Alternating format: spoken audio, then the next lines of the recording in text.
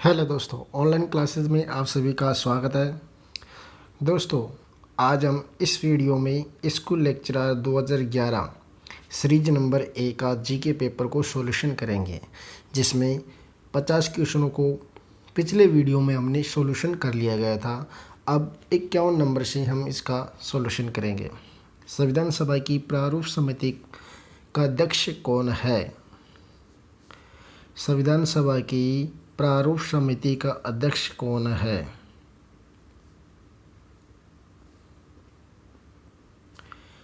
संविधान सभा की प्रारूप समिति का जो अध्यक्ष है उसका नाम बताना है। डॉक्टर राजेंद्र प्रसाद, पंडित जवाहरलाल नेहरू, डॉक्टर भीमराव अंबेडकर, के एम मुंशी। इसका राइट आंसर आता है बी आर अम्बेडकर।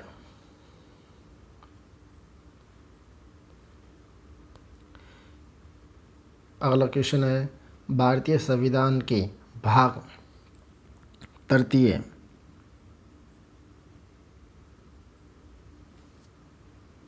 भारतीय संविधान के भाग तृतीय को किस संविधान की अंतरात्मा कहा जाता है? किसने कहा है? डॉक्टर भीमराव अंबेडकर, पंडित जवाहरलाल नेहरू, सचिन सिन्हा या डॉक्टर राजेंद्र प्रसाद।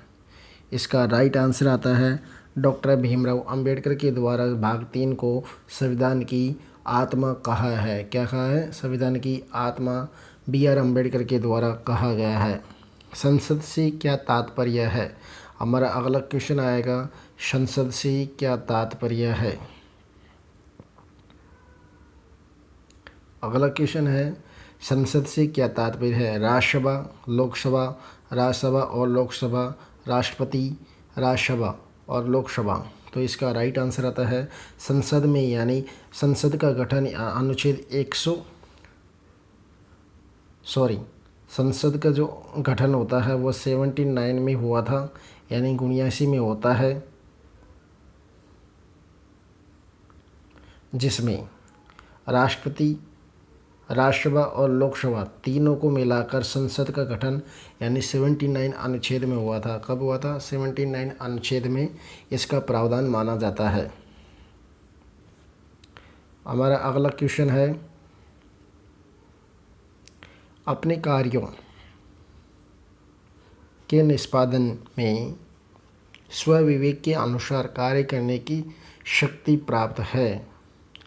अपने कार्य के निष्पादन में किसे स्वविवेक के अनुसार कार्य करने की शक्ति प्राप्त है, यानी अपनी इच्छा के अनुसार और अपने अनुभव के अपनी जो शक्ति प्रदान होती है वो राष्ट्रपति की स्वविवेक के अनुसार कुछ शक्तियों को अपने विवेक के अनुसार कार्य कर सकता है।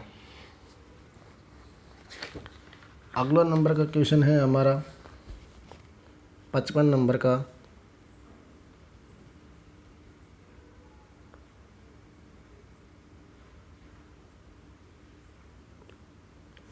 भारत में किस संवैधानिक संशोधन ने नव पंचायत राज व्यवस्था स्थापित की है? 42वां संविधान संशोधन, 44वां, 73वां या 74वां संविधान संशोधन, यानी नव पंचायत समिति वाला पहुंच रहा है।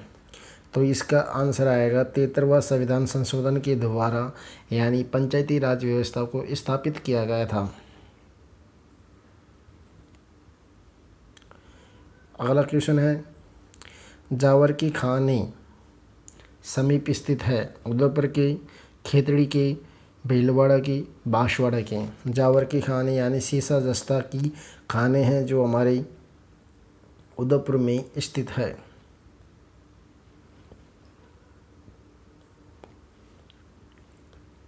अगला क्वेश्चन है, सन 2011 में राजस्थान की साक्षरता थी 67.6%, 67.6%, 68.7%, 63.8%। तो राजस्थान की यानी 2011 में जो साक्षरता दर पाई जाती है वो 67.06% पाई जाती है। कितनी? 67.06% पाई जाती है, जिसमें मेल साक्षरता यानी जो मेल साक्षरता होती है वो 79 राजस्थान की पाई जाती है, 79.2%, और फीमेल साक्षरता होती है राजस्थान में 52.2%। 1%। तो मेल साक्षरता पाई जाती है 79.2%। फीमेल साक्षरता पाई जाती है 52.21%। उसी प्रकार यानी भारत की साक्षरता बोले तो 74.4% है। 74.04% भारत की साक्षरता पाई जाती है। कितनी? भारत की साक्षरता यानी 74.04% तो भारत की साक्षरता पाई जाती है, जिसमें से पुरुष साक्षरता 82.14% और महिला साक्षरता पाई जाती है यानी एफ साक्षरता फीमेल वाली 65.46%।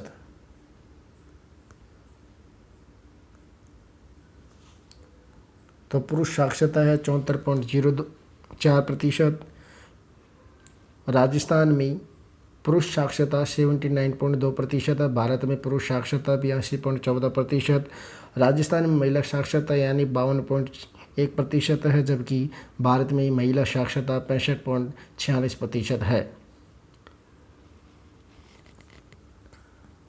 हमारा अगला क्वेश्चन आता है, राजस्थान में पहला वस्त्र उद्योग स्थापित किया गया था 1906 में, 1925 में, 1938 में, 1989 में। तो राजस्थान में यानी पहला वस्त्र उद्योग यानी 1989 में किया गया था। कहाँ पे किया गया था? यानी ब्यावर में किया गया था। और ये सेठ दामोदर दास व श्यामजी कृष्ण वर्मा के द्वारा किया गया था। उस जो वस्त्र उद्योग की जो प्रथम मिल थी वो थी यानी कृष्णा मिल थी। कौन सी? द कृष्णा मिल थी। द कृष्णा मिल थी, जिसकी स्थापना यानी 1989 में सेठ दामोदर दास के द्वारा ब्यावर अजमेर में की गई थी। प्रथम सूती मिल स्थापना। छप्पन का मैदान है जो उत्तर पूर्वी राजस्थान, पश्चिमी राजस्थान, दक्षिणी राजस्थान, पूर्वी राजस्थान, छप्पन का मैदान पाया जाता है। हमारे दक्षिणी राजस्थान के मैदान में पाया जाता है। कौन सा? दक्षिणी राजस्थान के रूप में छप्पन के मैदान को माना जाता है।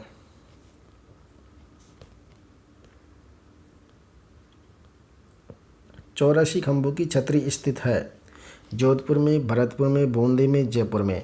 तो 84 खंभों की छतरी पाई जाती है दोस्तों, यानी बूंदी में पाई जाती है।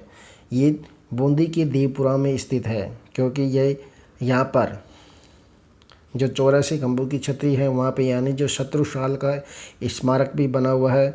और ये 84 खंभों की छतरी का निर्माण यानी राजा अनिरुद्ध सिंह के जो धाबाई देवा की स्मृति में इसका निर्माण कराया गया था। राजा अनिरुद्ध सिंह के द्वारा इसका निर्माण कराया गया था। कहाँ पे? किसकी स्मृति में? धाई बाई देवा की यानी धाई बाई देवी की स्मृति में देवपुरा बूंदी में 84 खंभों की छतरी का निर्माण कराया गया था।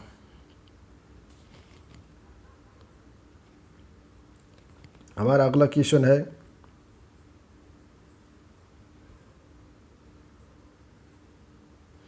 निम्न में से कौन सा सही नहीं है? इसमें से आपको राइट यानी एक कथन को छांटना जो सही नहीं है, गलत है। सर्व शिक्षा अभियान तल प्रधान बॉटम अप उपागम का उपयोग इसलिए करता है। यहाँ से हमारी मैनेजमेंट सब्जेक्ट यानी स्टार्ट हो गया है। तो मैनेजमेंट के क्वेश्चनों को पहला क्वेश्चन, सर्व शिक्षा अभियान तल प्रधान यानी बॉटम अप उपागम का उपयोग इसलिए करता है क्योंकि यह एक नियोजन टीम को समस्या से अवगत कराता है, यद्यपि उनके समाधान में सहायता नहीं करता है। क्योंकि यह दूसरा कथन है, क्योंकि यह साधारण व्यक्तियों के स्तर में वास्तविकता को दर्शाता है। तीसरा है पॉइंट है क्योंकि यह उन व्यक्तियों को जो इसमें सम्मिलित है समस्या की जानकारी देता है और समाधान में सहायक होता है। चौथा है क्योंकि यह उन व्यक्तियों में जो इससे सम्मिलित है अपनात्व की भावना पैदा करता है। तो इसमें राइट आंसर आता है हमारा यानी क्योंकि यह नियोजित टीम को समस्याओं से अवगत कराता है, यद्यपि उन्हें समाधान में सहायक नहीं करता है। अवगत कहाँ से कराएगा? समस्या का समाधान ढूंढेगा तभी तो अवगत नहीं कराया जाता है। तो हमारा अगला क्वेश्चन आता है मैनेजमेंट का। अगला क्वेश्चन 62 नंबर का,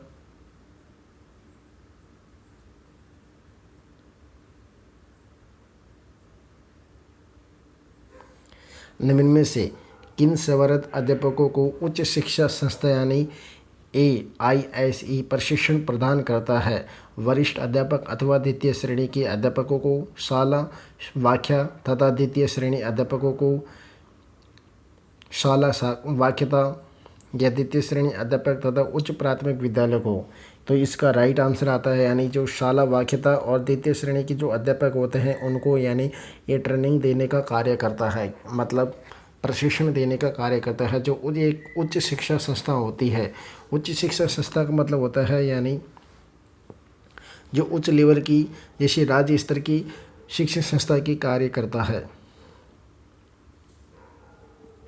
हमारा अगला क्वेश्चन है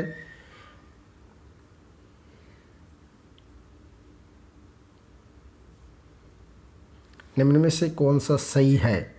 शिक्षा प्रबंधन अध्यापक की उन प्रयासों के मॉनिटरिंग यह प्रक्रिया है जिनके द्वारा वे अपने विद्यार्थियों को इस योग्य बना सके, वे जीवन में अच्छा व्यवसाय तथा स्तर प्राप्त कर सके, वे अच्छे अंक और अच्छे ग्रेड से परीक्षा में सफल हो सके, वे वह ज्ञान प्राप्त कर सके जिन्हें उन्हें पूर्व प्राप्त नहीं करता हो, वे देश के उपयोगी नागरिक बन सके। तो इसका राइट आंसर आता है हमारा आता है वे देश के उपयोगी नागरिक बन सके। तो इसका राइट आंसर आता है यानी 4th नंबर का आता है। उसके बाद हमारा आता है 46वें नंबर का क्वेश्चन,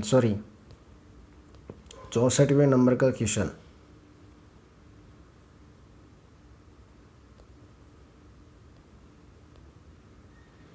चौंसठवें नंबर का क्वेश्चन कहता है कि शिक्षा का अधिकार 2009 को लागू करना क्यों आवश्यक हुआ?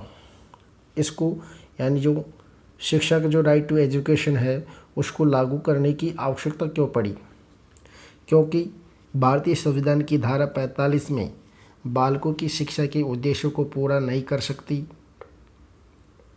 बालकों को दिए गए मूल अधिकार के अनुसार गुणवत्ता शिक्षा की संरचना उपलब्ध कराने हेतु बालकों की शिक्षा को संविधान में मूल अधिकार बनाने के लिए, क्योंकि राज्य के लिए नीति निर्देशक व तत्वों के थे जिन्हें उन्हें लागू नहीं किया जा सकता। तो राइट टू एजुकेशन का राइट आंसर आता है बालकों को दिए गए मूल अधिकार के अनुसार गुणवत्तापूर्ण शिक्षा की संपूर्ण संरचना उपलब्ध कराने हेतु ये हमारी आवश्यकता मानी जाती है। क्या मानी जाती है? बालकों को दिए गए जो मूल अधिकार होते हैं और उनके अनुसार गुणवत्ता शिक्षा को संरचना उपलब्ध करवाने के लिए। हमारा अगला क्वेश्चन आता है 65वां नंबर का। निम्न में से कौन सा स्तर अत्यधिक महत्वपूर्ण है जिसे सभी योजनाओं को क्रियान्वयन होता है, जो सभी स्तरों की नींव का पत्थर है? शाला स्तर, राष्ट्रीय स्तर, राज्य स्तर, जिला स्तर। तो इसका राइट आंसर आता है यानी शाला स्तर, जो हमारी जो सभी योजनाओं को क्रियान्वयन होता है और जो सभी स्तरों की नींव का पत्थर होता है। यानी जो सभी स्तरों की नींव का पत्थर का मुख्य बिंदु कौन सा होता है? यानी शाला स्तर होता है। शाला स्तर के बाद में राज्य स्तर आएगा, राष्ट्रीय स्तर, राष्ट्रीय स्तर के बाद में राज्य स्तर, राज्य स्तर के बाद में जिला स्तर। इस प्रकार ये श्रृंखला चलती रहती है।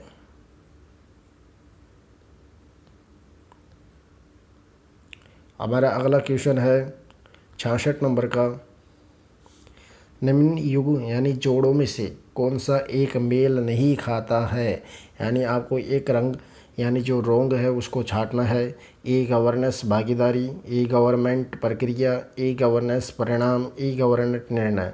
तो इसका राइट आंसर आता है दोस्तों ई गवर्नमेंट निर्णय। ये मेल नहीं खाता, बाकी तीनों सही है। ई गवर्नेंस भागीदारी में भी होते हैं, ई गवर्नेंस प्रक्रिया में भी आती है, ई गवर्नेंस यानी परिणाम के रूप में भी आती है, निर्णय के रूप में नहीं है ई गवर्नेंस। हमारा अगला क्वेश्चन है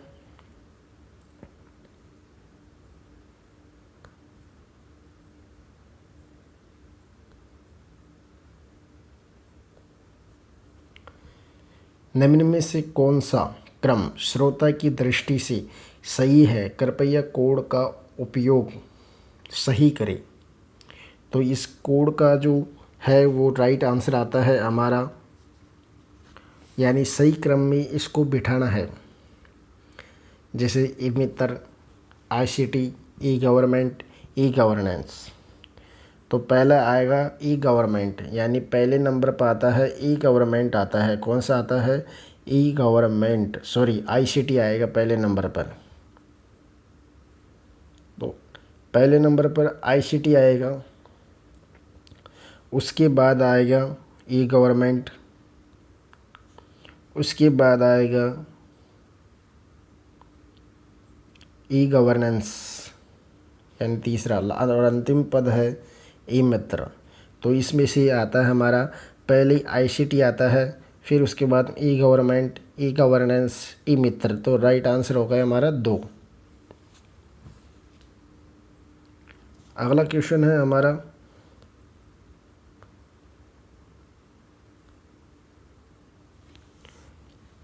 निम्न में से कौन से एक उद्देश्य विशेष रूप से माध्यमिक शिक्षा में परिवेश के सार्वभौमिकरण तथा गुणवत्ता का सुधार है?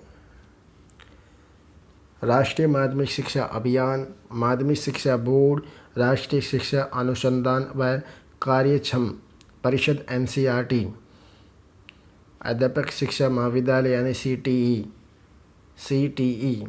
तो इसका राइट आंसर आता है, यानी जो एक उद्देश्य जो विशेष रूप से माध्यमिक शिक्षा में परिवेश की सार्वभौमिकरण और गुणवत्ता का सुधार माना जाता है, सार्वभौमिकरण तथा गुणवत्ता का सुधार माना जाता है, यानी राष्ट्रीय माध्यमिक शिक्षा अभियान के तहत, यानी जो माध्यमिक शिक्षा में जो प्रवेश करने वाले जो बच्चे होते हैं उनमें सार्वभौमिकरण तथा गुणवत्ता सुधार के लिए इसका प्रयोग किया जाता है।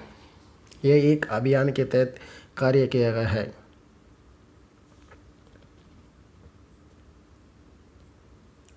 हमारा अगला क्वेश्चन है,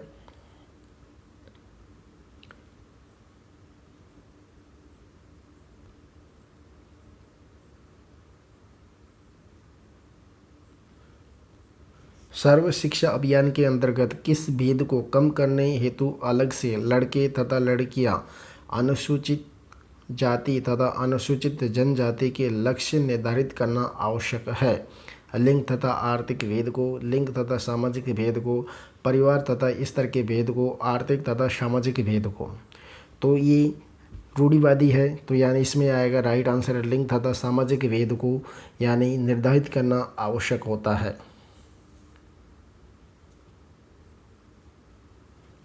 हमारा अगला क्वेश्चन आता है 17 नंबर का, निम्न में से कौन से स्तर हेतु राजस्थान राज्य पुस्तक बोर्ड विद्यालयी पुस्तकों के उन्नयन हेतु अनुसंधान का कार्य करती है? प्राथमिक तथा माध्यमिक स्तर, प्राथमिक तथा उच्च प्राथमिक स्तर, माध्यमिक स्तर तथा उच्च माध्यमिक स्तर। जो राज्य पुस्तक बोर्ड विद्यालयी पुस्तकों के लिए अनुसंधान का कार्य करती है, अनुसंधान का कार्य हमारी प्राथमिक तथा उच्च प्राथमिक स्तर की जो संस्था होती है वो अनुसंधान जो हमारे विद्यालय पुस्तकें होती हैं उनका अनुसंधान में कार्य करती है। क्या करती है? कार्य करती है, जिसकी स्थापना यानी 29 दिसंबर को हुई थी। कब हुई थी? 29 दिसंबर को हुई थी।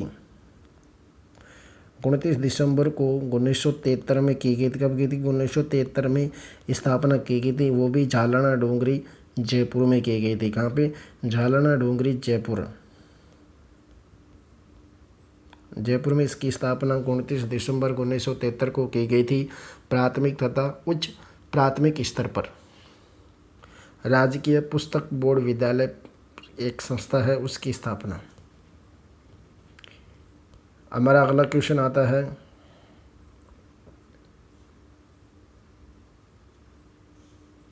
निम्न में से कौन सा सही नहीं है?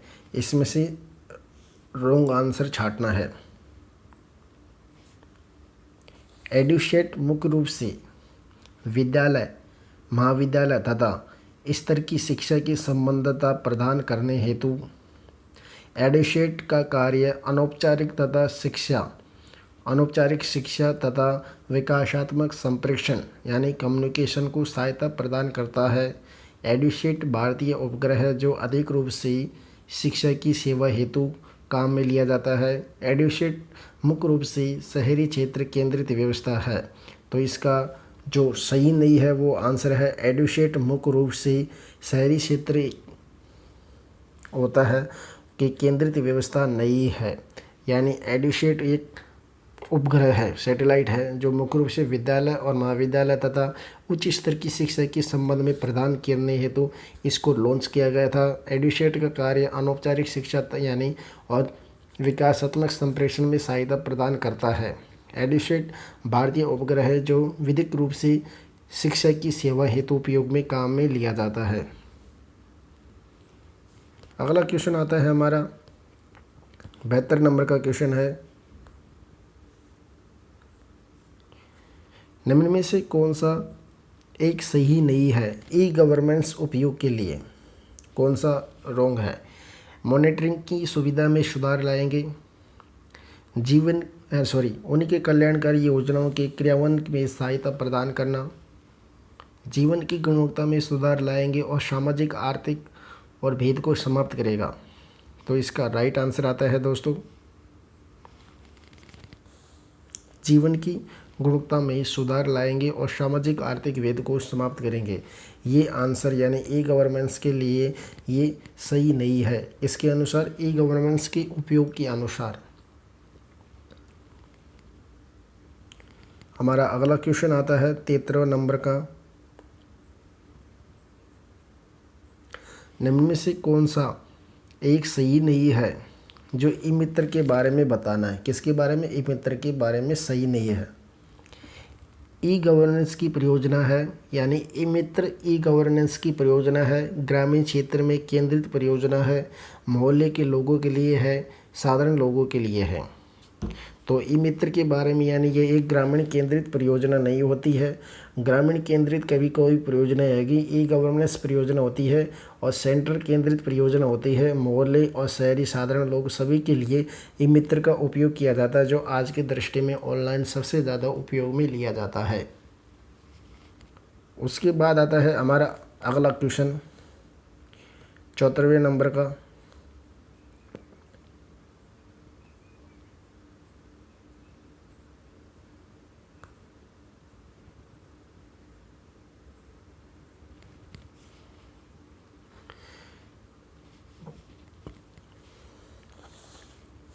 चौथवें नंबर का क्वेश्चन है, भारत की स्वतंत्रता के पूर्व विभिन्न स्काउट के समूहों के एकीकरण की असफलता का मुख्य कारण प्रतिज्ञा उपवाक्य था।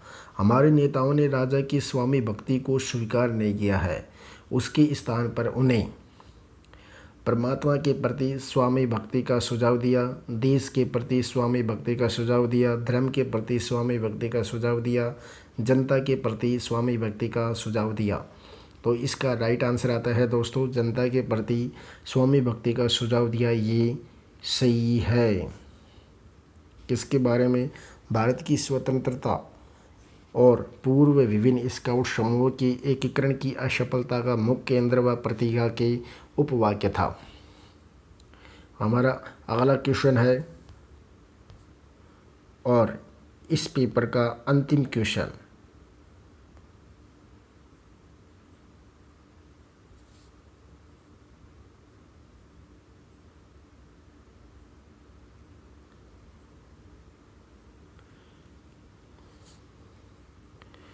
इसका अंतिम क्वेश्चन क्या है?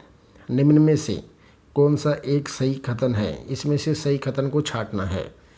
निम्न उपग्रहों को भारतीय अंतरिक्ष अनुसंधान संगठन के द्वारा छोड़ने के पहले से बाद के क्रम में रखना होगा। यानी सबसे पहले कौन सा छोड़ा गया था, उसके बाद में कौन सा छोड़ा गया, फिर उसके बाद में कौन सा छोड़ा गया। तो इस हिसाब से इसको क्रम में जमाना पड़ेगा। सबसे पहले इनसेट फर्स्ट ए को छोड़ा गया था, यानी पहले नंबर पे इसको छोड़ा गया था। दूसरे नंबर पे कल्पना को छोड़ा गया था। कल्पना यानी जो हमारा अंतरिक्ष अनुसंधान में छोड़ने के बाद जो उपग्रह है, पहले पे इनसैट IA को छोड़ा गया, उसके बाद कल्पना को छोड़ा गया, फिर उसके बाद में GSAT-2 को छोड़ा गया था। किसको? GSAT-2 को छोड़ा गया है, और अंत में जाके एडुसेट को छोड़ा गया था। किसको? एडुसेट को। इसका राइट आंसर आता है हमारा, यानी 3 नंबर का राइट आंसर आता है। पहले नंबर पे इनसैट 1A को, कल्पना को, फिर उसके बाद में GSAT-2 को, उसके बाद में एडुसेट को अंतिम में छोड़ा गया था। इस प्रकार ये क्वेश्चन हमारे पेपर यहाँ पे समाप्त होता है। अब मिलेंगे अगले पेपर के सॉल्यूशन में। और आपने अभी हमारे चैनल को सब्सक्राइब नहीं किया तो अभी सब्सक्राइब कीजिए।